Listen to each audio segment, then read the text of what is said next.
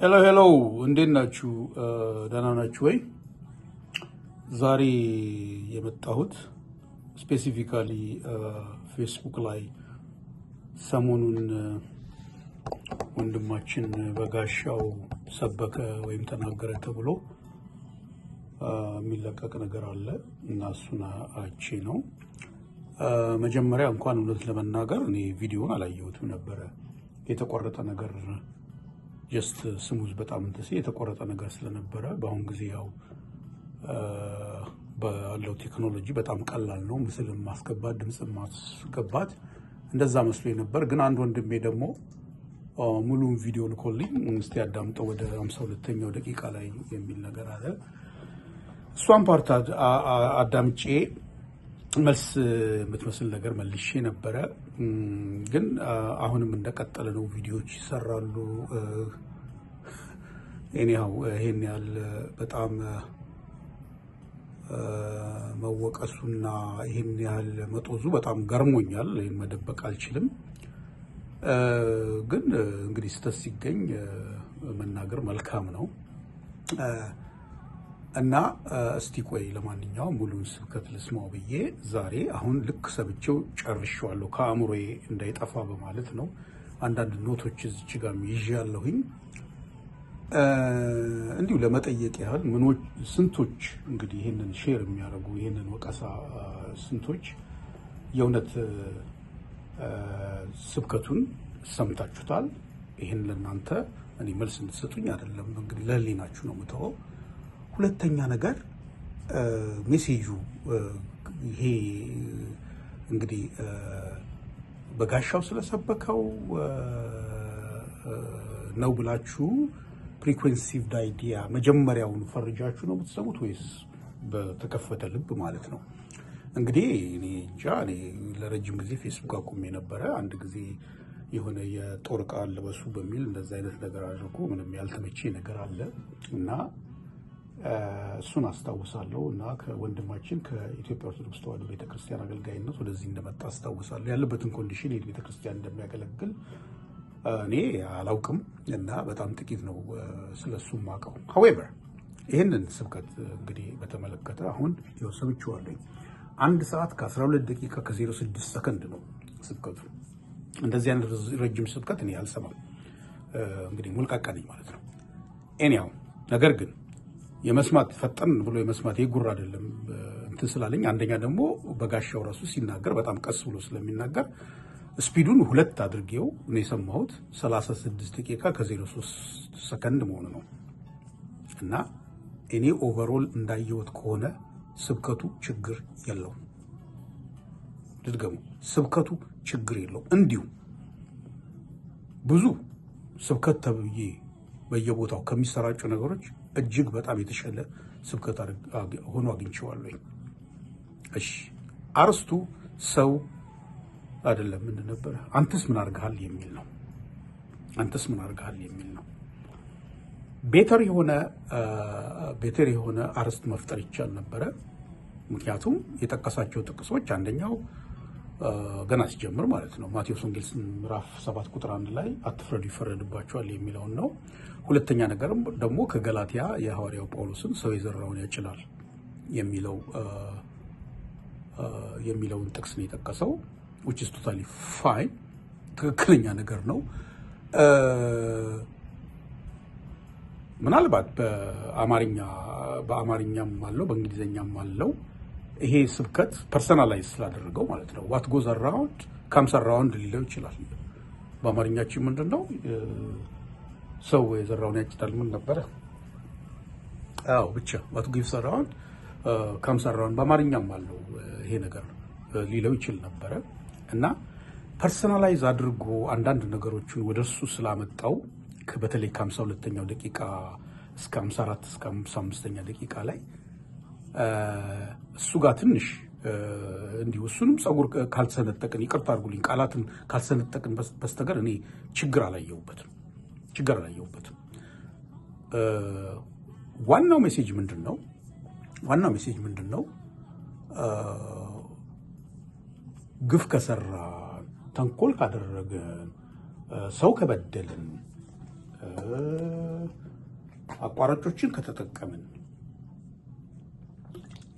ሆን ብለን ስህተት ከሰራ ያ ነገር ተመልሶ ወደኛ መጥቶ ይከፈለናል ነው እንግዲህ ዋናው መልእክቱ። ለዚህም ማስረጃ እንዲሆኑ 3 የብሉይ ኪዳን ሰዎች ታሪክን ኤግዛምፕል አድርጎ አስቀምጧል። በጣም በጥሩ ሁኔታ ያዕቆብን ቀጠለና ደግሞ 10 እጁን ስለተቆረጠ አንድ ንጉስ ስለሱ ቀጠለና ደግሞ ከነገስት መጽሐፍ ከነ ኤልያስ መጽሐፍ የናቡቴ እርሻን በግፍ ወሰደው አክዓብ ማለት ነው እና ሚስቱ ኤልዛቤልን እሱን ኤግዛምፕል አድርጎ አመጣ።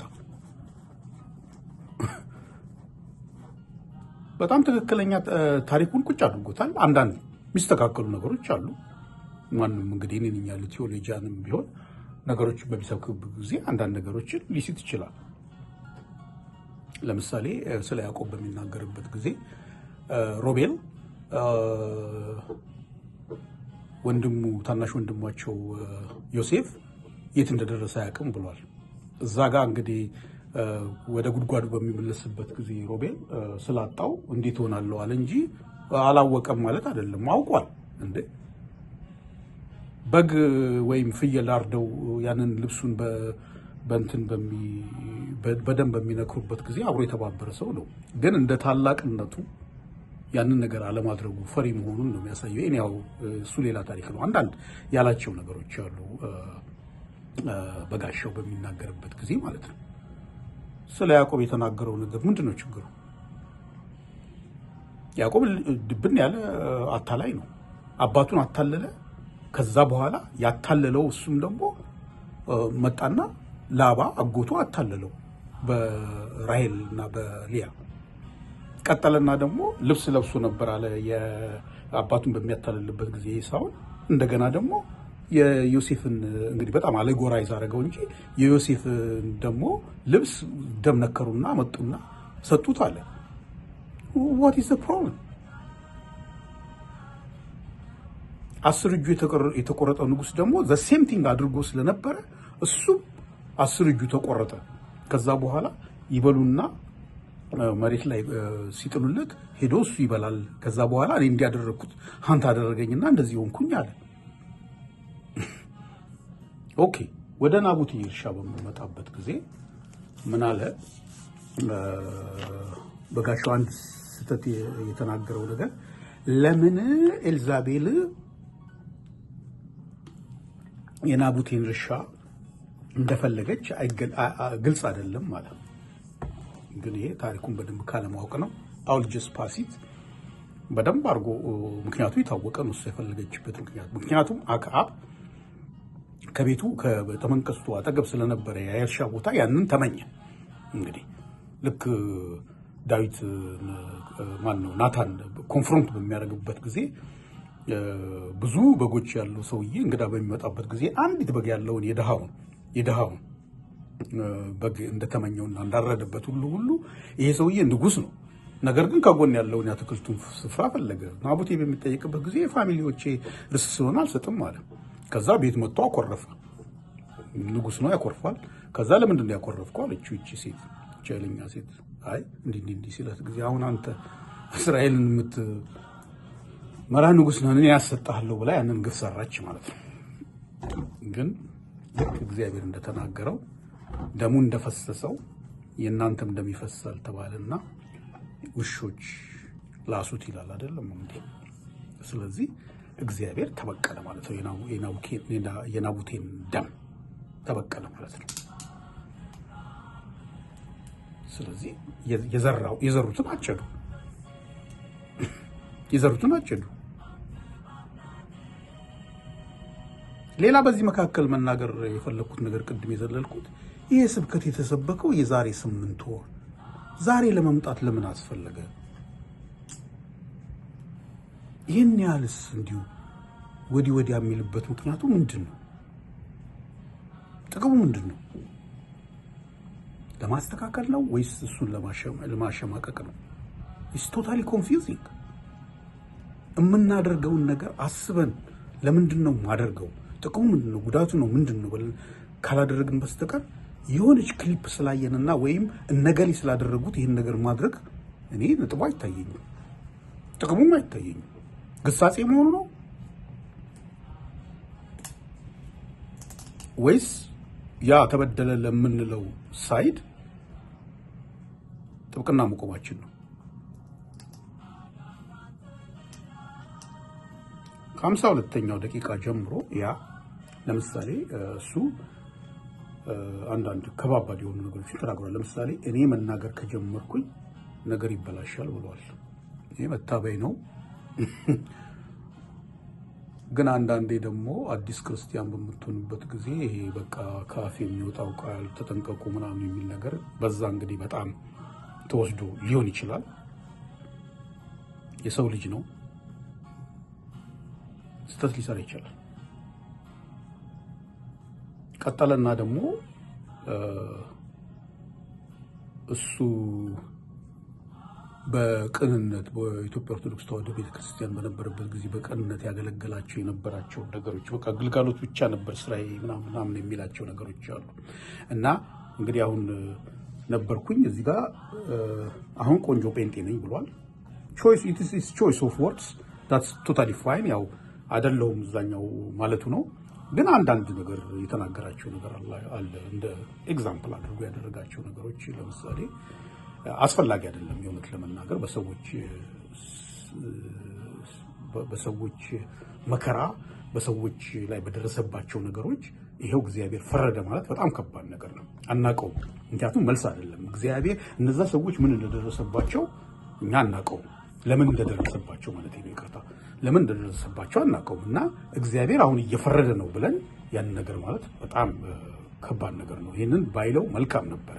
ነገር ግን ከጠቅላላ አውዱ በሚታይበት ጊዜ ስብከቱ ጠቅላላ አውዱ ወይም ስብከቱ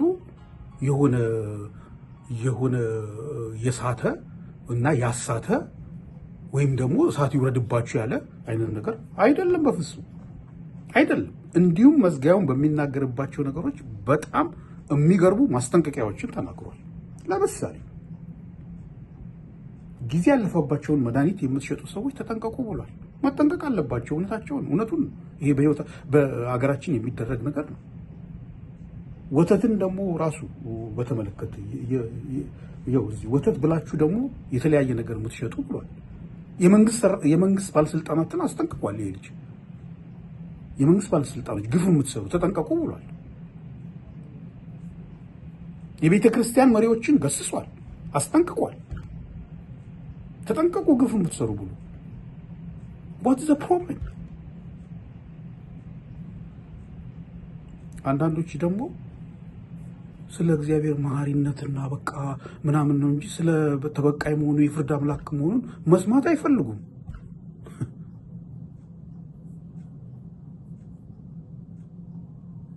ያ መጽሐፍ ቅዱስ ላይ እግዚአብሔር ተበቃይ እንደሆነ በደንብ አድርጎ ተጽፏል። ፈርዖንና ግብጽ ላይ ያሁሉ መዓት የወረደው አይ ስለሚወዳቸው ነው አይደለም፣ ስላደረሱት በደል ነው። በቀል እየተደረገ ነው። በግልጽ የተጻፉ ክፍሎች አሉ። አንዳንድ ያወጣዋቸው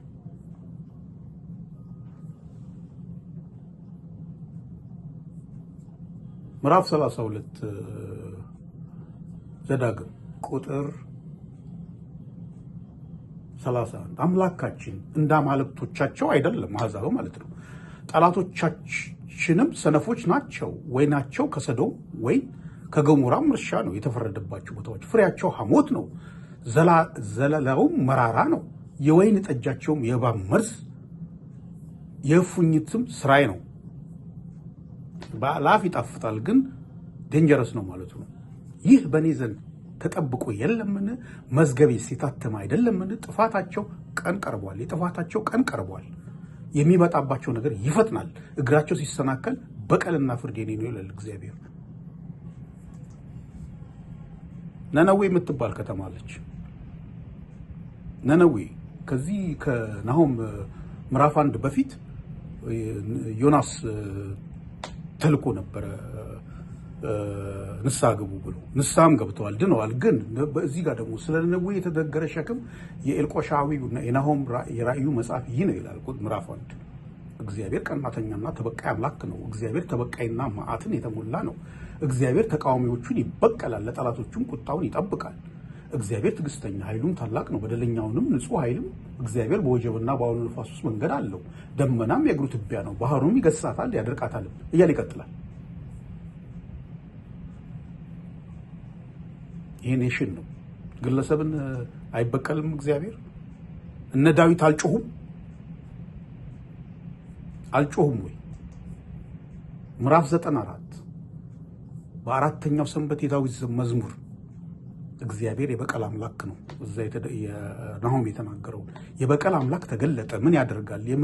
የምድር ፈራጆች ከፍ ከፍ በል፣ ለትዕቢተኞች ፍዳቸውን ክፈላቸው። አቤቱ ኃጢአተኞች እስከ መቼ ይጓደዳሉ? ይከራከራሉ፣ አመፃንም ይናገራሉ። አመፃንም የሚያደርጉ ሁሉ ይናገራሉ። አቤቱ ሕዝብህን አዋረዱ፣ ርስትህንም አስቸገሩ። የጌታን ልጆች መበደል፣ ግፍ መስራት ፍርድ ያመጣል። ባልቴቲቱንና ድሃ አደጉን ገደሉ፣ ስደተኛውንም ገደሉ። እግዚአብሔር የያዕቆብ አምላክ አያስተውልም አሉ፣ ልባቸው ተደፍኗል። የሕዝብ ደንቆሮች ሆይ አስተውሉ። ሰነፎችማ መቼ ይጠበባሉ? ጆሮ የተከለውን አይሰማምን? ዓይን የሠራውን አያይምን? እግዚአብሔር ይህን አያይም ወይ? ጆሮን የተከለው አይሰማምን? ዓይን የሠራውን አያይምን? አሕዛብንስ የሚገሥጸው ለሰውም እውቀት የሚያስተምር እሱ አይዘልፍምን? እያለ ይቀጥላል። 109 ለመዘምራን ዕቃ የዳዊት መዝሙር። አምላክ ሆይ ምስጋናዬን ዝም አትበል፣ የኃጢአተኛ አፍና የተንኮል አፍ በላይ ላይ ተላቀውብኛልና በሽንገላ አንደበቴም በላይ ተናገሩ። በጥል ቃል ከበቡኝ፣ በከንቱም ተሰለፉልኝ። በወደድኳቸው ፈንታ አጣሉኝ፣ እኔ ግን እጸልያለሁ። ምን ብለህ ነው የምትጸልይው? በመልካም ፋንታ ክፉን፣ በወደድኳቸው ፋንታ ጠላትነትን መለሱልኝ። በላዩ ኃጢአተኛ ሹም ሰይጣንም በቀኙ ይቁም። መራገም ጀመረ። በተሟገተ ጊዜ ተረቶ ይውጣ፣ ጸሎቱም ኃጢአት ትሁንበት። ዘመነኞቹ ጥቂት ይሁኑ፣ ሹመኞቹ ሌላ ይውሰድ። ልጆቹ ድሃ አደግ ይሁኑ፣ ሚስቱን መበለት። አር ዩ ኪዲንግ ሚ? እሺ አዲስ ኪዳን ላይ የለም አለ። ለምሳሌ ግፍን ስሩ የሚል ነገር የለም መጽሐፍ ቅዱስ ላይ። አዲስ ኪዳን እና ብሉይ ኪዳን ላይ ቅድም ያነበብነው አለ። ሰው የዘራውን ያጭዳል ማለት መልካም ከዘራ መልካም ታጭዳለህ፣ ክፉ ከሰራ ክፉ ነው የምታጭደው። ይዋሊደር እንጂ በህይወት ላይ አይሆን ይችላል። አንተ ዊትነስ ላታደርገው ትችላለህ፣ ግን በህይወታችንም ያየነው ነገር ነው። ይሄ ምንድን ነው? እግዚአብሔር ይፈርዳል።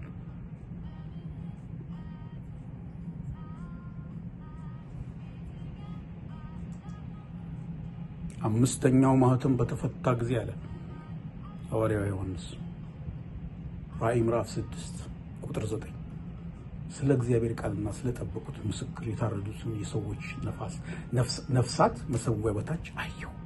በታላቅ ድምፅ እየጮሁ ቅዱስና እውነተኛ ጌታ ሆይ እስከ መቼ ድረስ አትፈርድም? ደማችንንስ በምድር ላይ በሚኖሩት እስከ መቼ አትበቀልም አሉ። ይሄ ቅዱሳን ጩኸት ነው። እሳት አውርድ አይደለም የምንለው፣ ግን ይፈረዳል። ወይዘር ዊ ላይክ ኢት ኦር ኖት። ግን እነሱ ምን ተባለ? ለእያንዳንዳቸው ነጭ ልብስ ተሰጣቸው፣ እንደነርሱም ደግሞ ይገደሉ ዘንድ ያላቸው የባሪያዎች ባልንጀሮቻቸውና የወንድሞቻቸው ቁጥር እስኪፈጸም ድረስ ገና ጥቂት ዘመን እንዲያልፍ ሰማዕት ስለሆኑ ከንቱ ነው ደማቸው በዛው ፈሶ ይቀራል ማለት አይደለም። እግዚአብሔር ይበቀልላቸዋል። ይዋሊደር እንጂ በመጨረሻው ዘመን ይሁን በህይወታቸው እያሉ ይሁኑ ይበቀለዋል። እሱ ነው የሚያውቀው እግዚአብሔር። እና ኢትስ ቶታሊ አንፌር፣ የእውነት ለመናገር ኢትስ ቶታሊ አንፌር። እኔ እንዳየሁት እንግዲህ ሌላ ኢሹ ካለ አላውቅም። ነገር ግን ዛሬ ቪዲዮውን አይቼው አሁን ወደዚህ የመጣሁት ፌር ያለው ነገር ነው። ሁሉም እንደፈለገው እንግዲህ። ለማንኛውም እግዚአብሔር አባታችንና አምላካችን እጅግ አድርገን እናመሰግናለን። ጌታ ሆይ ባርካልን። ቅዱስ አባታችን ሆይ በዚህ በሶሻል ሚዲያ የሚደረገውን ነገር ሁሉ አምላካችንና መድኃኒታችን ሆይ እንዳንተ መልካም ፍቃድና ደግሞ ጌታችንና መድኃኒታችን ሆይ በሚጠቅም ጌታችንና መድኃኒታችን ሆይ በሚያሻሽል በሚጠቅም ወደ ንስሐ በሚመራ ወደ አንተ በሚያመለክት አምላካችንና አምላካችን ነው። ጌታ እግዚአብሔር አምላክ ግን በሚያንጽ ይህን ነው የምፈልገው ቃል በሚያንጽ ሁኔታ ጌታችንና አምላካችን ፕላትፎርሙን እንድንጠቀም እንድትረዳን እንለምንሃለን። ጌታ እግዚአብሔር አምላካችን ሆይ ወንድማችን በጋሻውን ያለበትን ኮንዲሽን አላውቅም። ጌታችንና አምላካችን ሆይ ይህን ወንድም እንድትደግፈው አምላካችንና አምላካችን ማለት በስተቱ ውስጥ ካለ ምን ላይ እንደሆነ እኔ አላውቅም። ነገር ግን ባለበት አንተ ደግሞ ለልቡ እንድትናገረው ለምንሃለሁ። ጌታችንና አምላካችን ሆይ የተሳሳተበት ነገር ካለ አስተካክሎ እንዲመጣ ቤኔፊሻል እንዲሆን ለሚያገለግላቸው ሰዎች ጌታችንና አምላካችን ሆይ በፊት የሰራው ስህተትም ካለ እሱን ይቅር በለ ጌታችንና አምላካችን ሆይ ወደ ትክክለኛው መንገድ እንድታመጣው ለምንሃለን። አሁን በትክክለኛው መንገድም ከሆነ ደግሞ ጌታችንና አምላካችን ሆይ አገልግሎትን ስብከቱን መውጣት መግባቱን ሁሉ ጌታችንና አምላካችን እንድጠብቅለት እንለምናለን። ከክፉ ጠብቀው አምላካችንና አምላካችን ጌታዊ ለኛም ጸጋህን፣ ምሕረትን፣ ፍቅርህን፣ ሰላምህን አብዛለን። ሁሉ ለአንተ ክብር ይሁን። ጌታችንና መድኃኒታችን ይህን ሁሉ ደግሞ አዳኝ አድርገህ በሰጠው በጌታችን በኢየሱስ ክርስቶስ ስም አቀረብን። አሜን።